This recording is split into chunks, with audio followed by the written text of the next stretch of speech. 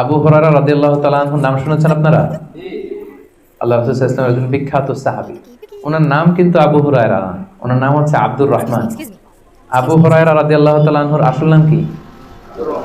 সবাই বলতে হবে, আব্দুর রহমান। তো উনি আবু হুরায়রা হলেন কি করে?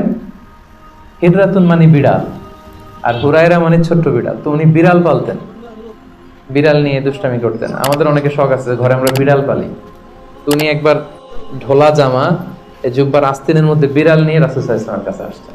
তো আল্লাহ রাসূল দেখলেন যে আবু হুরায়রা বিড়াল নিয়ে দুষ্টামি করতেছে।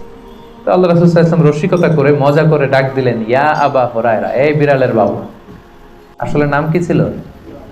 আব্দুর রহমান। টাকা দরকার ছিল ইয়া আব্দুর রহমান। এটা না ডেকে রাসূল সাল্লাল্লাহু আলাইহি ওয়াসাল্লাম মজা করে বললেন, ইয়া আবা হুরায়রা, হে বিড়ালের বাবা। তো রাসূল সাল্লাল্লাহু আলাইহি ওয়াসাল্লাম কিন্তু এরকম মজা প্রায় করতেন, প্রায় সাহাবাদের মধ্যে তিনি মজা করতেন, রসিকতা করতেন। তবে এটা হালাল রসিকতা ছিল, হালাল এন্টারটেইনমেন্ট। রাসূল সাল্লাল্লাহু আলাইহি ওয়াসাল্লাম একটু রসিকতা করে বললেন, ইয়া আবা হুরায়রা, হে বিড়ালের বাবা।